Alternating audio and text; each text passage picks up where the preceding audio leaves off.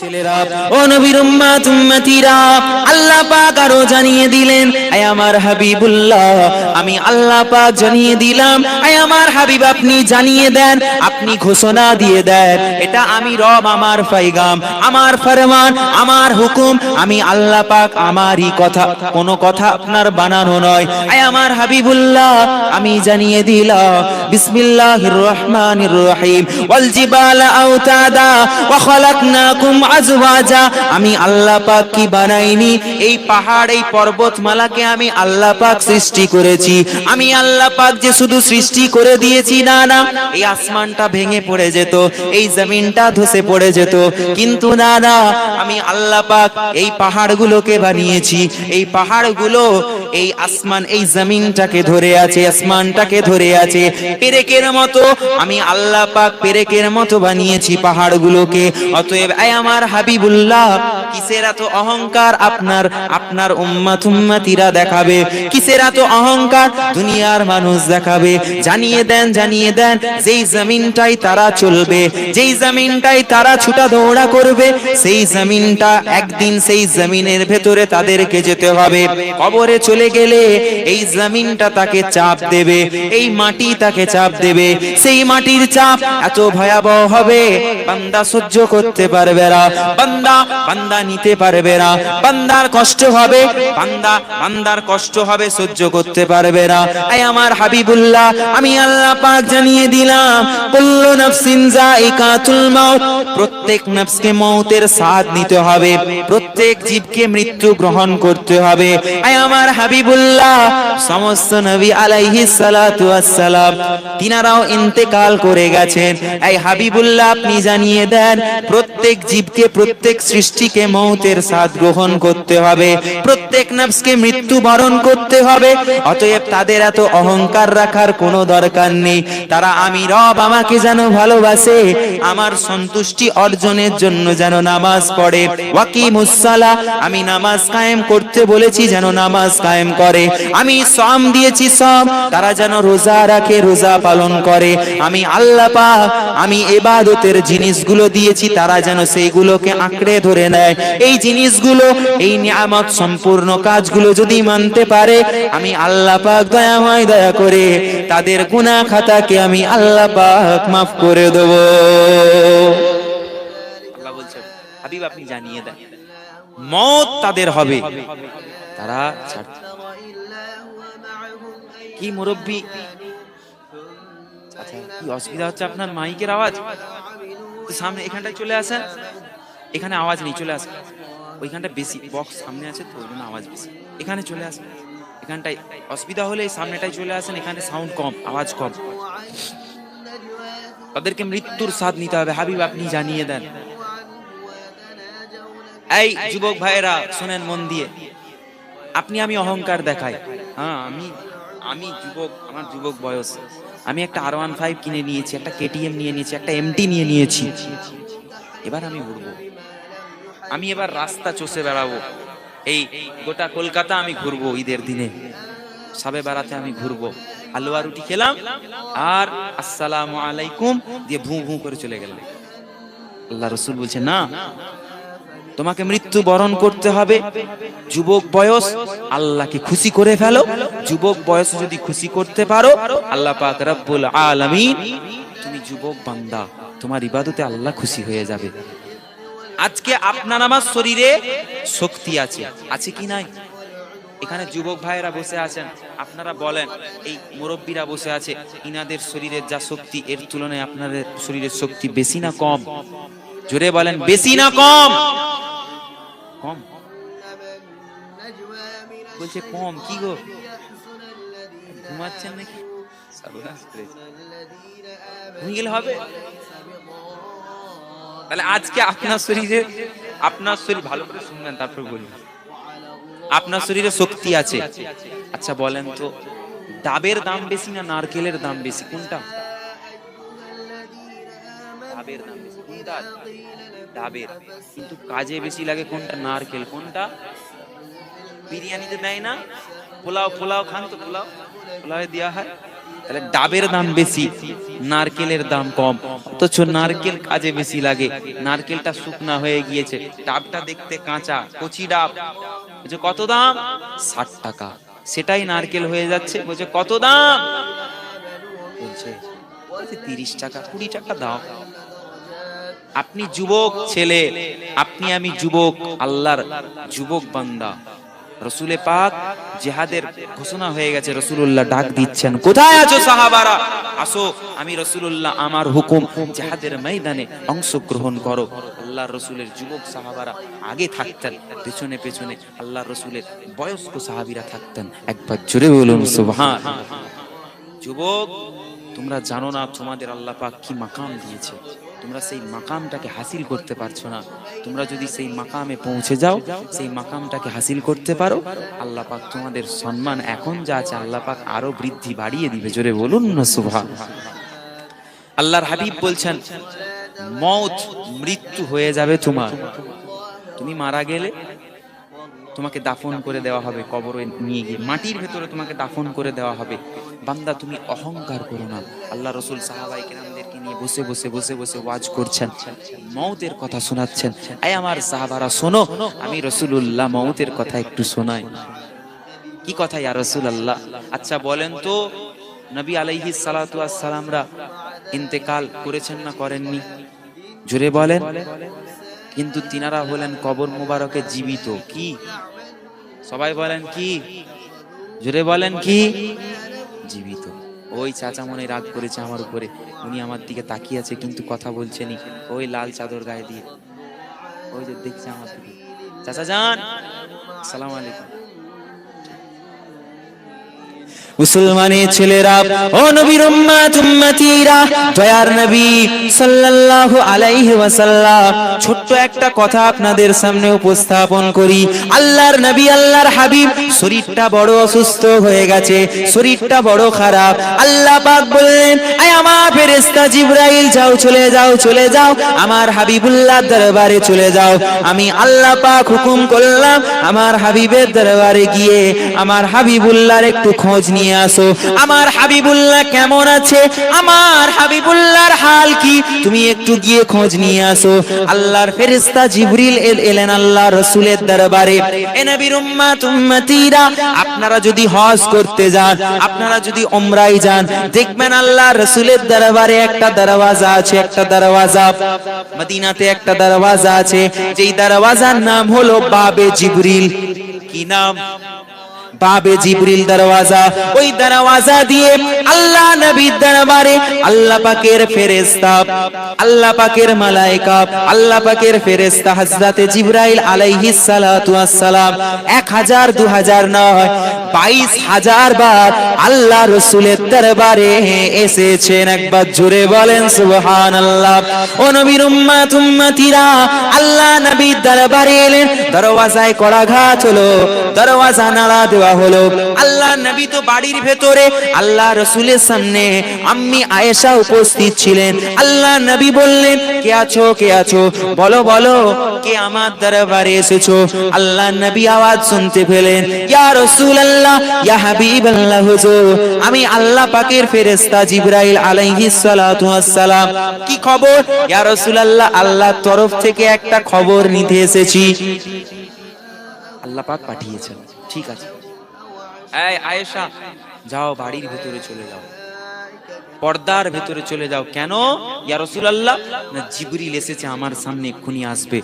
পর্দা করা হলো আল্লাহর হুকুম। একবার জোরে বলুন সুবহানাল্লাহ। কে এসেছে? ফেরেশতা এসেছে, ফেরেশতা এসেছে। আল্লাহ রাসূল বলছে, যাও পর্দার ভেতরে চলে যাও।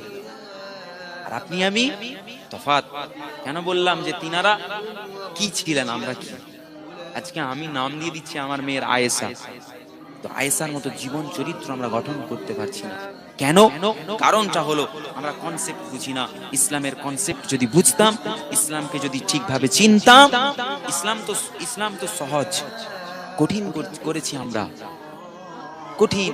বক্তারা মাইকে বলছে, জানো অত সহজ নয় ইসলাম, খুব কঠিন। কিসের কঠিন? আল্লাহ রাসূল আসার পর আল্লাহ পাক আমাদের জন্য সহজ করে দিয়েছেন। জোরে বলবেন না সুবহানাল্লাহ। কঠিন বলছে, কঠিন। তুমি কঠিন বানাচ্ছ কেন মিয়া? আল্লাহ রাসূল এসে আমাদের জন্য সহজ সরল বানিয়ে দিয়ে গেছেন, আমরা মানতে পারিনি, এটা আমাদের দোষ। কথা বলেন ঠিক কিনা? অন্দরমহলে চলে যাও, চলে গেলেন পর্দার ভিতরে, আসো জিবরিল আসো আল্লাহ রাসূলের দরবারে, আল্লাহ রাসূলের কাছে পেলেন, এসে সালাম দিলেন। মুসলমানের ছেলেরা, ও নবীর উম্মত উম্মতিরা, আল্লাহর ফেরেশতা হযরত জিবরিল সালাম দিলেন, আসসালাতু আসসালামু আলাইকা ইয়া রাসূলুল্লাহ ইয়া হাবিবাল্লাহ। হুজুর, আল্লাহ পাক আপনার দরবারে আমাকে পাঠিয়েছেন। কেন কেন কেন এসেছো ভাই জিবরিল? না ইয়া রাসূলুল্লাহ, আপনি কেমন আছেন এই খবর নেওয়ার জন্য আল্লাহ পাক পাঠিয়েছেন। কার খবর নিচ্ছেন? রাসূলুল্লাহর খবর। কে নিতে পাঠিয়েছেন? আল্লাহ পাঠিয়েছেন। জোরে বলেন কে? আপনার আমার আল্লাহ পাক পাঠিয়েছেন। যাও হাবিবের খবর নিয়ে আসো। দেখেন রাসূলের মর্যাদা, রাসূলের শরীর অসুস্থ, মন দিয়ে শুনবেন, আপনাকে আমাকেও দুনিয়া ছাড়তে হবে। আল্লাহ রাসূল বললেন, ভাই জিবরিল, আমার শরীরটা বড় খারাপ, শরীরটা বড় খারাপ, আমি রাসূলুল্লাহ, আমার শরীরটা অসুস্থ। আল্লাহ রাসূলের পাশে একটা পেয়ালাতে পানি ছিল। পানি কি ছিল? পানি ছিল। আল্লাহ রাসূল বারবার হাত ডুবাচ্ছেন, এত পাসিনা দিচ্ছে রাসূলুল্লাহকে, বারবার নিজের হাত মোবাররকটাকে ডুবিয়ে ডুবিয়ে ডুবিয়ে মুখমণ্ডলের মধ্যে লাগাচ্ছেন। জিবরাইল আলাইহিস সালাতু ওয়াস সালাম চলে গেলেন, আবার পরের দিনে আসলেন। আল্লাহ রাসূলের দরবারে এসে আল্লাহ রাসূলকে সালাম দিলেন, ইয়া রাসূলুল্লাহ ইয়া হাবিবাল্লাহ। হুজুর, আপনি এখন কেমন আছেন? আল্লাহ পাক খবর নিতে পাঠিয়েছেন। আল্লাহ নবী বললেন, ও ভাই জিবরিল, না না না না না না, আমি রাসূলুল্লাহ কালকে যেমন ছিলাম, যেমন অসুস্থ ছিলাম, তার থেকে আরো শরীরটা আরো অসুস্থ মনে হচ্ছে। আল্লাহর ফেরেশতা হযরত জিবরাইল আলাইহিস সালাতু ওয়াস সালাম চলে গেলেন, আবার পরের দিনে এলেন। এই রকম করে 3 দিন আল্লাহ রাসূলের দরবারে এলেন, আল্লাহ রাসূলের খবর নিলেন, ইয়া রাসূলুল্লাহ এখন কেমন আছেন? না, গত 2 দিন যেমন ছিলাম তার থেকে আরো শরীরটা অনেকটা অসুস্থ হয়ে গিয়েছে। ও ভাই জিবরিল, যাও আমার রবের দরবারে পেগামটা পৌঁছে দাও। আল্লাহ পাক তো সব কিছু জানেন, আল্লাহ পাক তো বান্দার অন্তরের খবরও জানেন। আল্লাহ পাক হলেন আলিমুম বিজাতিস সুদূর, আল্লাহ হলেন অন্তরের খবর রাখনেওয়ালা। অতএব আল্লাহকে বলে দাও, বলে দিবে, যাও আমি রাসূলুল্লাহ আমার শরীরটা বড় অসুস্থ। জিবরিল চলে গেলেন। চতুর্থ দিনে আল্লাহ রাসূলের দরবারে হযরতে জিবরাইল এলেন, সাথে করে মালিকুল মউতকে নিয়ে এলেন। মালিকুল মউতকে নিয়ে এসে আল্লাহ নবীর দরবারে এসে উপস্থিত। কে আছো দরওয়াজায়? কে আছো? না ইয়া রাসূলুল্লাহ, আমি হলাম আল্লাহ পাকের ফেরেশতা জিবরাইল। দরওয়াজা খুলে দেওয়া হলো, মালিকুল মউত উপস্থিত। আল্লাহ রাসূল দেখেছেন, কি ব্যাপার ইয়া রাসূলুল্লাহ, মালিকুল মউত এসেছে। নাম কি মালিকুল মউতের? আজরাইল। হুজুর, আজরাইল এসেছে। মালিকুল মউত রূহ কবজ করে মানুষের। কি ব্যাপার? আজরাইল বলছে, ইয়া রাসূলুল্লাহ ইয়া হাবিবাল্লাহ, হুজুর আমি তো সকলের রূহ কবজ করি। ইয়া রাসূলুল্লাহ, প্রত্যেক মানুষকে মরতে হবে, আল্লাহ পাক নফস দিয়েছেন, মউতের সাথ নিতে হবে। ইয়া রাসূলুল্লাহ, আপনার আগে যত নবী পয়গম্বর এসেছিলেন, আমি তিনাদের কাছে গিয়ে তিনাদের রূহ মুবারকটাকে কবজ করেছি, রূহটাকে বের করে নিয়েছি। ইয়া রাসূলুল্লাহ, আমি অনুমতি নিইনি, অনুমতি পারমিশন আমি চাই না। মুসা আলাইহিস সালাতু ওয়াস সালাম তিনার কাছে গেলাম, আল্লাহ পাঠালেন, যাও মুসাকে গিয়ে বলবে সময় হয়ে গিয়েছে। আমি গিয়েছি ইয়া রাসূলুল্লাহ, গিয়ে মুসা নবীর কাছে উপস্থিত। মুসা নবী আমাকে একটা আঘাত করলেন জোরে। আমি আল্লাহর দরবারে গিয়ে বললাম, আল্লাহ আপনার নবী তো আমাকে আঘাত করে ফিরিয়ে দিয়েছে।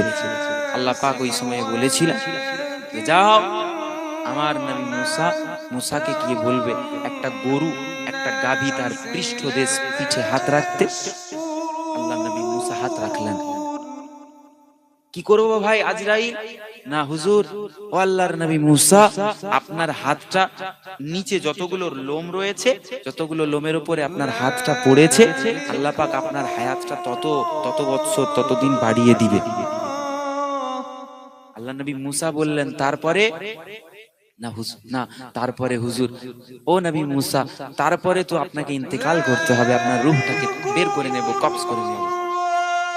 বলছে ভাইজি আজরাইল, না না, মৌত যখন হবে, মরতে যখন হবে, মৃত্যুবরণ মৌতের স্বাদ যখন নিতে হবে, তখন আর দেরি করব না, চলো আমার রূহটাকে কবজ করে নাও, চলো চলো আমি আল্লাহর কাছে ফিরে যাই। ইয়া রাসূলুল্লাহ, কারো কাছে পারমিশন আমি নিইনি, তবে আল্লাহ পাক আমাকে শিখিয়ে দিয়েছেন, আমাকে টিচ করেছেন, আমাকে আল্লাহ পাক শিখিয়ে পাঠিয়েছেন আপনার দরবারে, যেন বেয়াদবি না করি আমি। জোরে বলুন না সুবহান। আদব বজায় রেখে আপনার দরবারে যেন আমি আল্লাহ পাকের ফেরেশতা আজরাইল বলতে লাগলেন, ইয়া রাসূলুল্লাহ, হাবিব আল্লাহ, হুজুর, না না না, আমি আজরাইল কোনোদিনও কারো কাছে পারমিশন নিইনি, কিন্তু আমার আল্লাহ পাক, আমার আল্লাহ তাআলা আমাকে শিখিয়ে দিয়েছেন, আপনার দরবারে আমি এসেছি। ইয়া রাসূলুল্লাহ, মওত তো সবার হবে, আমি তো রূহ কবজ করে নেব, কিন্তু আল্লাহ পাক জানতে চেয়েছেন আপনি কি দুনিয়ার জমিন থেকে যেতে চান কিনা। আপনি যদি পারমিশন দেন, আপনি যদি হুকুম দেন, আপনি হুকুম দিলে তবে আপনার রূহটাকে আমি কবজ করে নেব। ইয়া রাসূলুল্লাহ, ইয়া হাবিব আল্লাহ, হুজুর, আপনি যদি আমাকে ফিরিয়ে দেন, আমাকে চলে যেতে বলেন, আপনি যদি দুনিয়ার জমিনে আরো থাকতে চান, আল্লাহ পাক বলেছেন যতদিন আপনার ইচ্ছে হবে ততদিন আপনাকে আপনার রব দুনিয়ার জমিনে রাখবেন। জোরে বলুন সুবহানাল্লাহ। ইয়া রাসূলুল্লাহ, ইয়া হাবিবাল্লাহ, হুজুর, আপনি কি চান, আপনি কি চান? ভাই আজরাইল, আমি আর থাকতে চাই না, চলো আমি রবের কাছে ফিরে যেতে চাই। আমাকে কোথায় রাখা হবে, আমার রূহটাকে কোথায় রাখবে? ইয়া রাসূলুল্লাহ, আরশে মুআল্লাতে আল্লাহ আপনার রূহ মুবারকটাকে রাখবেন। জোরে বলুন সুবহান। আমি থাকবো না হুজুর জান্নাতে, আমি থাকবো না। কোথায় থাকবেন? না, আগে এটার জবাব দিতে হবে। আল্লাহকে জিজ্ঞাসা করো, ও আমার রব, আমার উম্মত উম্মতিরা কোথায় থাকবে? না বন্ধু, যতদিন দুনিয়ার জমিনটা টিকে থাকবে, আপনার যত উম্মত উম্মতি দুনিয়ার জমিনেই থাকবে, তারা এই মাটিতেই দাফন হবে, দুনিয়ার মাটিতেই তাদেরকে কবর দেওয়া হবে। আল্লাহ রাসূল বললেন, ও আমার রব, ও আমার প্রভু, ও আমার দাতা, ও আমার সৃষ্টিকর্তা, না না, আমি রাসূলুল্লাহ অন্য কোথাও থাকতে চাই না। যেই জমিনে আমার উম্মত উম্মতি থাকবে, আমি রাসূলুল্লাহ কিয়ামত পর্যন্ত আমার উম্মত উম্মতির সাথেই থাকতে চাই। একবার জোরে বলুন সুবহানাল্লাহ। এই আজরাইল, আমার রূহটাকে বের করে নাও, কবজ করে নাও। বুকের উপরে আল্লাহ রাসূলের বুক মোবারকের উপরে হাতটা রেখেছে, ফেরেশতা আজরাইল হাত রেখেছে। আল্লাহ রাসূল ওই সময় পাক জবান থেকে বলছেন, ও ভাই আজরাইল, তোমার কি দয়া মায়া নেই? তুমি আমার বুকের উপরে কি রেখেছো? মওতের যে এত কষ্ট, এত যন্ত্রণা, আমি রাসূলুল্লাহ এর আগে জানতাম না। বলেন না আল্লাহু আকবার। মওতের এত কষ্ট, তুমি আমার বুকের উপরে হাতটা রেখেছো, আমার মনে হচ্ছে তুমি উহুদ পাহাড়টা আমার বুকের উপরে চাপিয়ে দিয়েছো। মুসলমানের ছেলেরা, ও নবীর উম্মত উম্মতিরা, ওই সময়ে ফেরেশতা আজরাইল বলতে লাগলেন, ইয়া রাসূলুল্লাহ, হাবিবাল্লাহ, হুজুর, আপনার এত আসানির সাথে আপনার রূহটা আমি কবজ করছি, আপনার জানটা আমি কবজ করছি না। না ইয়া রাসূলুল্লাহ, ইয়া হাবিবাল্লাহ, হুজুর, দুনিয়ার জমিনে এর পূর্বে এত সহজ ভাবে, এত আসানির সাথে কারো রূহটাকে আমি কবজ করিনি, এবং আপনার পরেতে এত আসানির সাথে কারো রূহকে আমি কবজ করব না।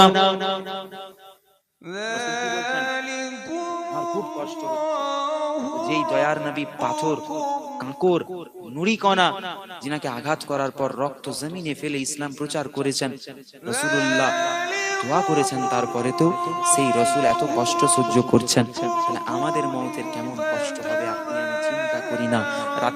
রাতের বেলাতে আমরা বিছানায় গিয়ে কানে হেডফোন দিয়ে গান চালিয়ে ঘুমিয়ে পড়ি। হে যুবক, তোমরা শোনো, মৌতের কত যন্ত্রণা, মৌতের কত কষ্ট। নবী আলাইহিস সালাতু ওয়াস সালামরা তিনারা বর্ণনা করতে পারেননি মৌতের কত কষ্ট। একটা পশু, 100টা পশুকে রাখবেন জ্যান্ত জীবিত অবস্থায়, তাদের শরীর থেকে চামড়াটাকে টেনে টেনে ছিঁড়ে দিবেন, আলাদা করে দিবেন, যে কষ্ট হবে তার থেকেও অধিক বেশি কষ্ট মৌতের সময় হবে বান্দার। চিন্তা করে আমরা দেখিনি, আমরা গান শুনি, নোংরা নোংরা ছবি দেখি, নোংরা নোংরা ভিডিওতে আমরা অশ্লীলতায় ভরপুর হয়ে গেছে সমাজটা। পরিবর্তন আমাদের মধ্যে নাই। হে যুবক, তোমরা শুনো, আজকে মুরব্বীরা তো নামাজ পড়ছে, মুরব্বীরা রোজা রাখছে, তাদের অন্তরে ভয় এসে গেছে। তোমরা অন্তরে ভয় রাখো, লা খাউফুন, আল্লাহর ভয়, খাউফে ইলাহি অন্তরে পোষণ করো। আল্লাহ পাক দুনিয়া এবং আখিরাতটা তোমার আমার জন্য কামিয়াব করে দিবে। একবার জোরে বলুন সুবহান। সেই রবের দরবারে সেই রবকে রাজি করো, সেই রবকে খুশি করো। তুমি আমি রব ছাড়া আমাদের কোনো গতি নেই। মুহাম্মদ রাসূলে পাক সাল্লাল্লাহু আলাইহি ওয়াসাল্লাম, এত যন্ত্রণা তিনার হচ্ছে, হাউ হাউ করে সকলে কাঁদছেন রাসূলের কাছে উপস্থিত। আপনি আমি চিন্তা করি না, আপনি আমি মরে যাব, আজকে মারা যাব, মসজিদের মাইকে ইমাম সাহেব ঘোষণা দিয়ে দিবে আব্দুল্লাহর পুত্র আব্দুর রউফ আব্দুর রহিম উনি ইন্তেকাল করেছেন। আব্দুর রহিম ইবনে আব্দুল্লাহ ইন্তেকাল করেছেন, দুনিয়া ত্যাগ করে দিয়েছেন। ওনাকে কবর দেওয়া হবে, ওনার জানাজার নামাজ হবে কালকে জোহরের পরেতে। ঘোষণা দেয় কি দেয় না? আমি আপনি শুনতে পেলাম। হে যুবক, ওই সময়টাতেও তুমি যদি মৌতের কথা স্মরণ না করো, আল্লাহ পাক তোমার আমার জন্য আখিরাতটা কেমন রেখেছে তুমি আমি বলে আমি বুঝাতে পারবো না। চিন্তা করতে হবে, সব সময় চিন্তা, মৌতকে বেশি বেশি স্মরণ করতে হবে। মৃত্যু চাওয়া নিষেধ, মৃত্যু চাওয়া কি বলেন? নিষেধ, চলবে না, কিন্তু মৌতের কথা স্মরণ করতে হবে। যত মৌতের কথা স্মরণ করবেন, কবরের কথা স্মরণ করবেন, তত নামাজে মন লাগবে, ইবাদতে মন লাগবে, তত রবের কথা মনে পড়বে, তত আপনার আখিরাতের কথা চিন্তা হবে। আর এই কথাগুলো চিন্তা হওয়া মানে আপনার আমার অন্তরটা আস্তে আস্তে আস্তে আস্তে আল্লাহ পাক পরিষ্কার করে দিবে। একবার জোরে বলুন সুবহানাল্লাহ। আপনি আমি মরে গেলাম, ইন্তেকাল করে গেলাম, কবর দেওয়া হবে 2 ঘন্টা, আপনার টাইম হয়ে গিয়েছে, 2টোর সময় ঘোষণা হয়েছে, 2টো বেজে গিয়েছে। ইমাম সাহেব বলছে এত দেরি কেন? এত দেরি হলে কিভাবে হবে? ইমাম সাহেবকে পেছন থেকে আওয়াজ দিচ্ছে, ইমাম সাহেব আপনি পড়িয়ে দেন যে আসবে আসবে, যে না আসবে না আসবে। বলে কি বলে না? রোজ মাথার উপরে সূর্য, ওহ কত কষ্ট আর সহ্য করতে পারি না। মানুষ ছটফট করে। আয় আল্লাহর বান্দা, তুমি চিন্তা করে দেখবে, একদিন তোমারও মওত হবে। তোমার মওতের সময় তোমার ছেলেটা হয়তো তোমার জানাজা পাবে না এই 5 মিনিটের জন্য। আজ তুমি একটা মানুষকে সময় দিচ্ছ না, ইমামকে বিরক্ত করছো বারবার বারবার, একদিন তোমারও সময় আসবে যেদিন তোমাকে তোমার জানাজার নামাজ তোমার ছেলেটা হয়তো পাবে না। তুমি এগুলো চিন্তা করো না, তাই তোমার অবস্থা এইরূপ। জানাজা হয়ে গেল, দোয়া চাওয়া হয়ে গেল, কবরস্থ করে দেওয়া হবে, মাটিতে দেওয়া হবে। আয় আল্লাহর বান্দা শোনো শোনো, আল্লাহর রাসূল বলেন, বান্দা কবরে চলে গেল, ফেরেশতা উপস্থিত হবে, উপস্থিত হয়ে আল্লাহর বান্দাকে বলবে, ও আল্লাহর বান্দা ওঠো ওঠো, চোখ খুলো। আল্লাহর বান্দা বলবে, আমি কোথায়? না তুমি আছো কবরে, তুমি তো দুনিয়ার জগতে আর নেই, তুমি তো বারজাখি জগতে চলে এসেছো। ও আল্লাহর বান্দা, तमाम জিন্দেগিতে যা ভালো আমল করেছো, যা গুনাহ করেছো, তুমি আমাকে লিখে দাও, আমি আল্লাহর কাছে তোমার এই আমলটা পৌঁছে দেব। ফেরেশতা আসবে আপনার আমার আমল নামা নিতে। আল্লাহর বান্দা বলবে, লিখবো কিভাবে? আমাকে কলম দাও, কাগজ দাও, লিখবো কিভাবে? না, ও আল্লাহর বান্দা, তোমার এই কাফনের টুকরা, এই কাফনের টুকরাতে তুমি লিখে দাও। কলম কোথায়? তোমার এই শাহাদাত আঙ্গুল, আল্লাহ পাক নিয়ামত দিয়েছেন তোমার এই হাতের মধ্যে। শাহাদাত আঙ্গুলটা তোমার কলম হিসেবে ব্যবহার হবে। তোমার মুখের থুতু, এই থুতুটা দিয়ে এই কলম বানিয়ে শাহাদাত আঙ্গুল দিয়ে তোমার আমলগুলো আমাকে লিখে দাও, রবের দরবারে পৌঁছে দিব। আল্লাহর বান্দা নিমেষে লিখে দিবে। আল্লাহর বান্দার কবরে ফেরেশতা, দুজন ফেরেশতা হাজির হয়ে যাবে, সওয়াল করবে তোমার রবকে পরিচয় দাও। বলবে আমার রব আল্লাহ। তোমার দিন কি পরিচয় দাও? আমার দিন হলো ইসলাম। তোমার নবীকে? আমার নবী হলো শেষ নবী মুহাম্মদুর রাসূলুল্লাহ সাল্লাল্লাহু আলাইহি ওয়াসাল্লাম। গুনাহগার বান্দা বলবে আমি জানি না, আমি জানি না, আমি কোথায় আছি। কিন্তু নেককার বান্দা, আল্লাহর কসম, এ আল্লাহর বান্দারা, হে যুবক ভাইয়েরা শোনো, হাদিস শরীফের মধ্যে এসেছে নেককার বান্দাকে কবর আপনি আমি যখন দিয়ে চলে আসি, আসার পরেতে যখন ফেরেশতারা সওয়াল জবাব করতে যায়, যখন বান্দা সর্বপ্রথম চোখ খোলে, বান্দা ওই সময়টা আসরের ওয়াক্ত হয়ে যায়, নামাজের সময় হয়ে যায়, ওয়াক্ত চলে যাবে, ঠিক এমন একটা সময় আল্লাহর বান্দা ওঠে, উঠে বলে না না, তাড়াতাড়ি করে আমাকে ওযু করার জন্য পানি দাও, আমি তাড়াতাড়ি ওযু করে আমি আমার রবের দরবারে একটু সিজদা করি। একবার জোরে বলুন না সুবহান, চিৎকার দিয়ে বলুন না সুবহানাল্লাহ।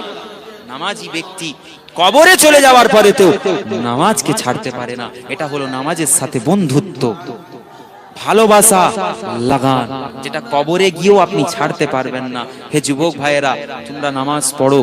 নামাজ হলো আল্লাহর নিয়ামত। বারবার সাউন্ড বাড়াচ্ছে নাকি বলেন তো? কি ব্যাপার? এই তো একটু আগে সাউন্ড কম ছিল।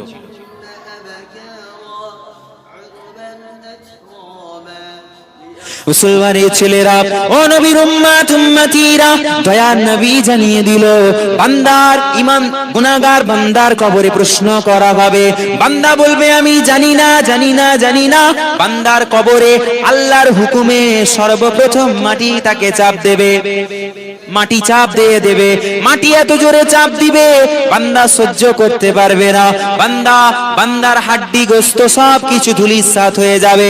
কিন্তু না না, ইমানদার বান্দার কবরে ফেরেশতা সওয়াল করবে, বলো বলো তোমার রবকে তুমি বলে দাও। ওই সময় আল্লাহর বান্দা বলবে, ও আল্লাহ পাকের ফেরেশতা, যিনি তোমাকে বানিয়েছে, যিনি আমাকে বানিয়েছেন, যিনি এ দুনিয়া জমিন আসমান বানিয়েছেন, যিনি সব কিছুর মালিক, তিনি হলেন আমার আল্লাহ, তিনি হলেন আমার রব। জোরে বলুন সুবহানাল্লাহ। আবার প্রশ্ন করা হবে, তোমার দিন কি বলে দাও, বলে দাও। আল্লাহর বান্দা বলবে, ও আল্লাহ পাকের ফেরেশতারা, আল্লাহর কাছে সব থেকে মনোনীত দিন হলো ইসলাম। ইন্নাদ দীনা ইনদাল্লাহিল ইসলাম। সেই মনোনীত দিন ইসলাম হলো আমার ধর্ম, ইসলাম হলো আমার দিন। আল্লাহ পাক রব্বুল আলামিনকে আমি রাজি করেছিলাম, খুশি করেছিলাম, নামাজ পড়েছিলাম, রোজা রেখেছিলাম, আল্লাহর হুকুম তামিল করেছিলাম। ইসলাম হলো আমার ধর্ম। 3 নাম্বার জিজ্ঞাসা করা হবে, তুমি কি এনাকে চেনো নাকি? মা কুনতা তাকুলু ফি হাক্কি হাজার রাজুল, মা কুনতা তাকুলু ফি হাক্কি হাজার রাজুল। তুমি কি এই ব্যক্তিকে চেনো নাকি? বলো বলো। আল্লাহর বান্দা, ইমানদার বান্দা বলবে, ও আল্লাহর ফেরেশতারা, না না না না, তোমরা কি জানো না? ইয়াসিন বলবো না, তহা বলবো, মুজাম্মিল বলবো না, মুদাসসির বলবো। ইনাকে কি বলবো? ইনি হলেন আমার নবী, তোমাদের নবী, সমস্ত নবীদেরও নবী। ইনি হলেন শেষ নবী মুহাম্মাদুর রাসূলুল্লাহ। আল্লাহ বলবে, ফেরেশতারা স্টপ, ডু নট ডিস্টার্ব, আর বিরক্ত করো না, আর বিরক্ত করো না, ছেড়ে দাও আমার বান্দাকে একা, বান্দাকে ঘুমোতে দাও, আরাম করতে দাও। আল্লাহর বান্দা বলবে, আমি একা একা ঘুমাবো কিভাবে, এই কবরে ঘুমাবো কিভাবে? বলছে না, ও আল্লাহর বান্দা, তুমি ঘুমিয়ে পড়ো।